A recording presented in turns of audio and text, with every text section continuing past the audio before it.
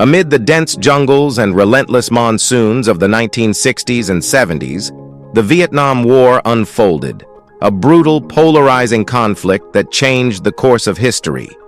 But beyond the well-known images of the battle, there were covert operations and hidden stories that quietly shaped its outcome. Robert McNamara, U.S. Secretary of Defense, launched a controversial initiative known as McNamara's $100,000. In an effort to meet the growing demands of the draft, the program lowered military standards, bringing in recruits once deemed unfit. This decision left a lasting mark on the troops in Vietnam, with unpredictable consequences on the battlefield. In the shadows of the war, another covert mission played out. Project Eldest Son. U.S. forces subtly vandalized enemy ammunition, triggering random explosions in Viet Cong weaponry, fueling paranoia and distrust within their ranks. And then, there were the barbers of Vietnam, unlikely heroes who turned their shops into listening posts, gathering critical intelligence with every snip and shave. Have you ever wondered about these untold sides of the Vietnam War? How did these covert tactics and quiet moments change the course of this epic conflict? As Sun Tzu wisely said, all warfare is based on deception. Join us as we dive into the unseen depths of the Vietnam War, unraveling the mysteries and challenging what you think you know. The unspoken art of deception in Vietnam. In the shadowy corridors of warfare, where covert operations intersect with intelligence, there's always more than meets the eye. One of the most intriguing yet lesser-known operations of the Vietnam War was Project Eldest Son, a masterstroke of psychological warfare carefully orchestrated to sow discord and mistrust within the enemy's ranks. Launched in the late 1960s, this covert mission was the brainchild of U.S. military leaders, including Major General John Singlaub. Singlaub, a veteran of unconventional tactics, believed that the mind could be as powerful a weapon as any artillery. The plan was simple, yet cunning. Sabotage the enemy's ammunition, rendering it unreliable and occasionally deadly. The agents behind Project Eldest Son replaced the gunpowder in Viet Cong cartridges with explosives. When fired, the weapon often malfunctioned or exploded in the user's hands, causing injuries and triggering paranoia among the ranks. What seemed like simple malfunctions spread like wildfire through the enemy forces. Soldiers began to suspect sabotage, fueling mistrust and fear. As rumors circulated, whispered tales of a ghostly American unit tampering with weapons. The fear was palpable. The mere thought that the next bullet could be their last became a terrifying reality. This silent operation became a psychological weapon in itself, haunting the Viet Cong as they questioned every round they fired. McNamara's controversial gamble.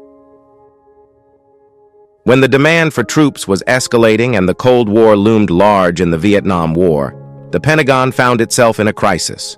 The need for soldiers outweighed the supply of willing recruits. Enter Robert McNamara, the U.S. Secretary of Defense, with a plan that would later be known as McNamara's $100,000. The initiative, officially called the Project $100,000, aimed to fill the ranks of the military by lowering the intellectual and physical requirements for enlistment.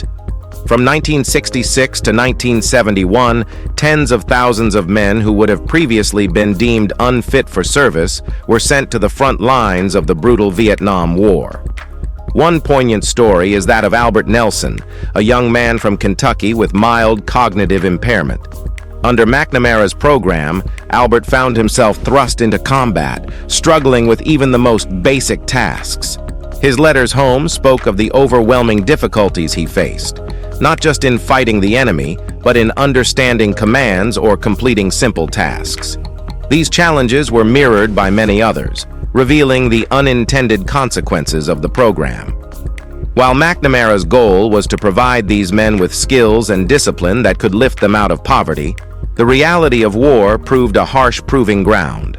The soldiers, often nicknamed McNamara's morons, faced some tough difficulties. Yet in the crucible of combat, bonds of brotherhood were formed, highlighting both the tragic flaws and moments of human resilience within this controversial initiative. Behemoths of the jungle, Vietnam's titans of territorial reclamation. In Vietnam, the terrain itself was a silent combatant. By the late 1960s, these lush, impenetrable forests gave the Viet Cong a significant advantage, allowing them to hide, ambush, and disappear into the foliage. But when the U.S. military needed to turn the tide, they brought in a unique piece of machinery that would change the battlefield forever: the tree crusher. Built by the Le Tourneau Company, this monstrous machine, towering at 27 feet with wheels 6 feet wide, was designed to tear through the dense underbrush and create clear paths for troops and supplies. With its crushing force, entire forests were flattened, and the Viet Cong lost their natural shield. Despite its effectiveness, the tree crusher became a symbol of destruction for the local population. For the Americans, it was a tool of progress, but to the Vietnamese, it was a reminder of foreign intervention. The sounds of trees snapping under its power echoed through the jungle, and the ground shook as the machine cleared everything in its path. Yet even the tree crusher had its moments of vulnerability, like when Operator Sergeant James Harrison, surrounded by furious hornets, had to make a hasty retreat. This massive machine, both a marvel and a force of fear, left a lasting imprint on the landscape and the psyche of those who witnessed it. The haunting legacy of Operation Wandering Soul. Amid the noise of warfare, psychological warfare played its own eerie tune. In 1969, the U.S. military initiated Operation Wandering Soul, a covert psychological tactic designed to exploit Vietnamese cultural beliefs about the souls of the dead.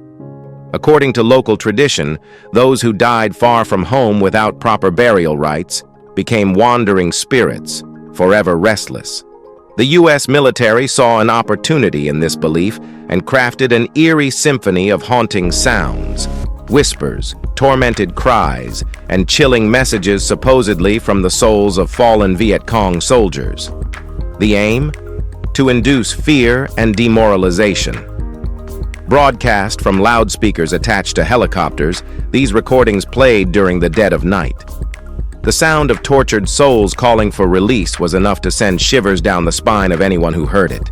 Soldiers, terrified by the thought of their comrades' souls haunting them, began to question their resolve. Some even believed they were hearing voices from the other side.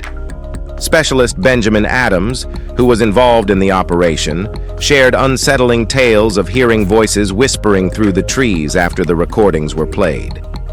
Whether from exhaustion, superstition, or something more, these haunting sounds blurred the line between psychological warfare and reality. Whiskers, tusks, and tails, the unsung heroes of Vietnam. Animals have played a very crucial role in the war effort.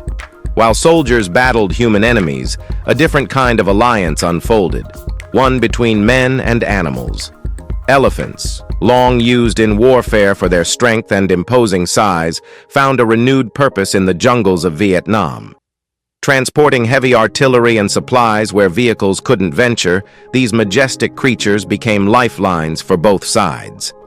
A powerful photograph from 1968 captured a convoy of war elephants trudging through the mud, their eyes focused, ears flapping as they carried the burdens of war. But it wasn't just the grand creatures like elephants who contributed. Dogs, especially highly trained German shepherds, were invaluable scouts, detecting enemy infiltrators and saving countless lives. One dog, Nemo, became a legend for his bravery. Wounded but undeterred, Nemo helped capture enemy soldiers and was celebrated for his unwavering courage. The Viet Cong even used pigeons as messengers, carrying vital information across enemy lines unnoticed by advanced technology.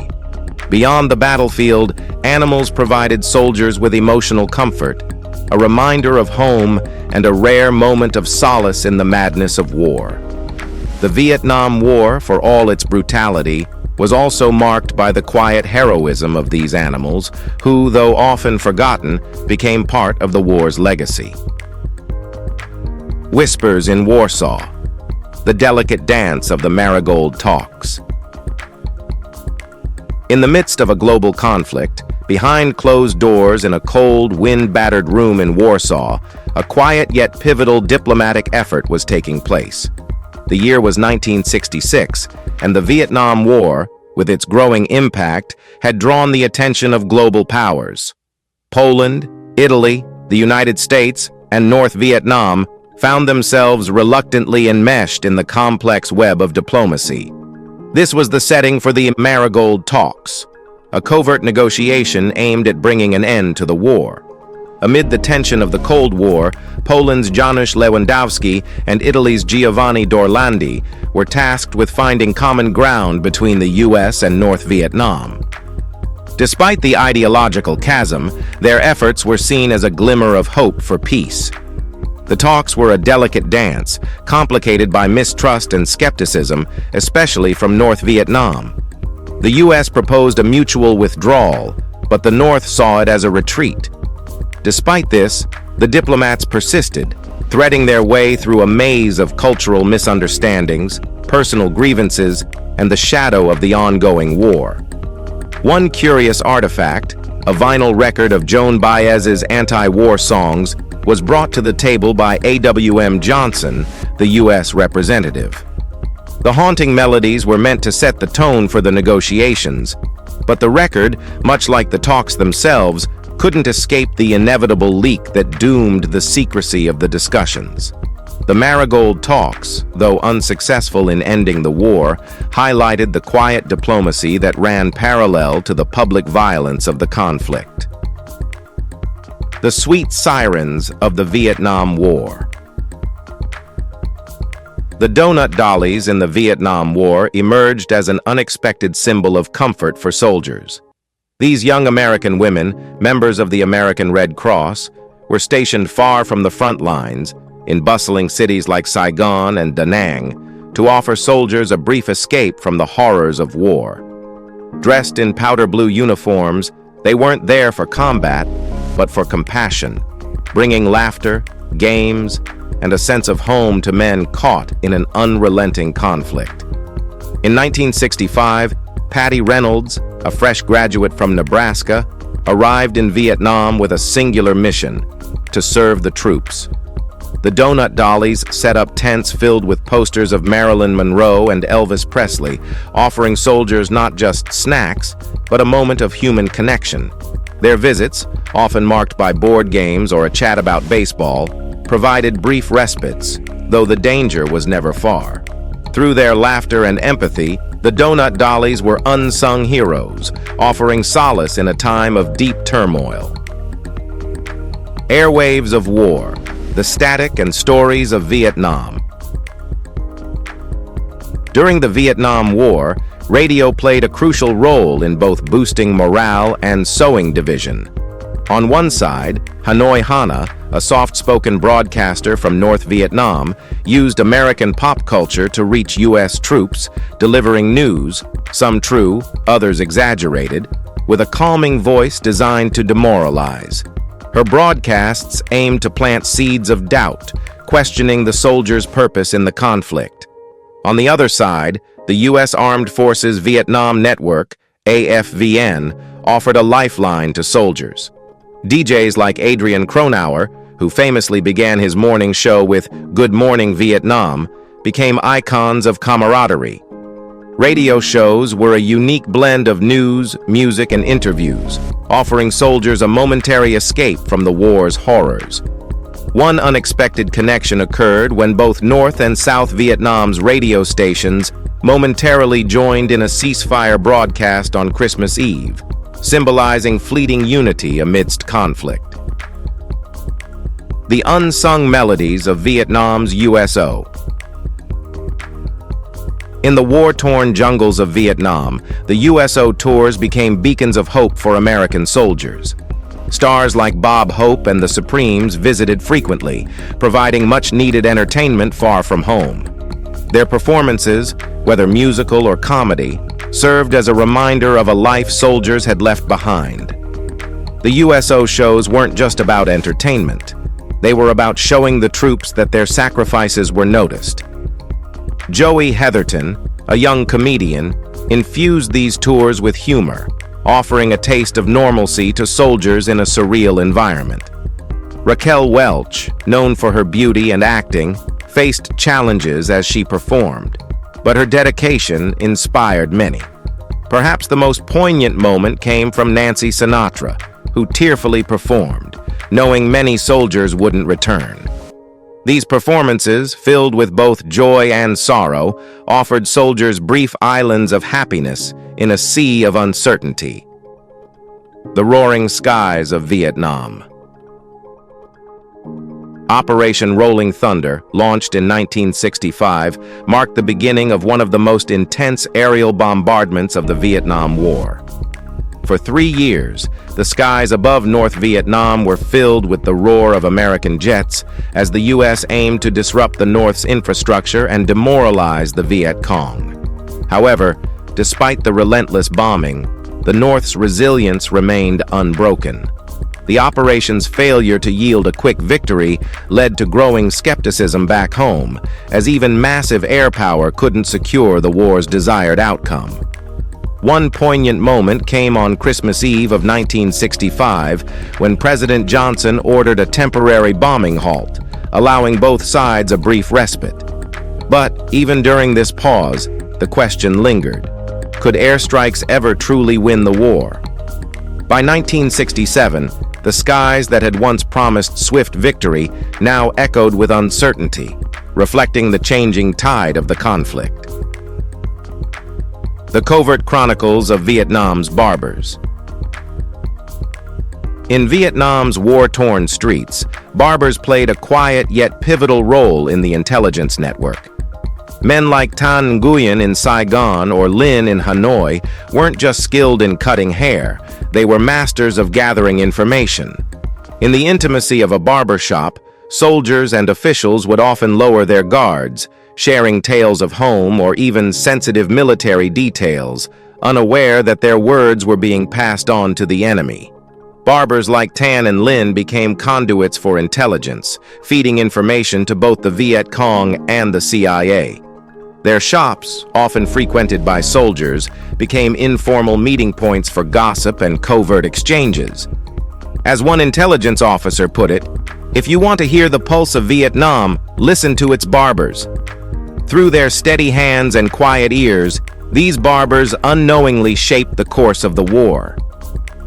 Hidden Chronicles of the Vietnam War. From the return of American POWs aboard the iconic Hanoi Taxi to the covert exploits of Project Gamma, the Vietnam War's untold stories reveal its human and tactical intricacies. The Hanoi Taxis symbolized hope, reuniting soldiers with their families, while Project Gamma operated in the shadows, gathering critical intelligence along the Ho Chi Minh Trail. And if you enjoyed this video, don't forget to like, share, and subscribe for more hidden histories. We'll see you soon.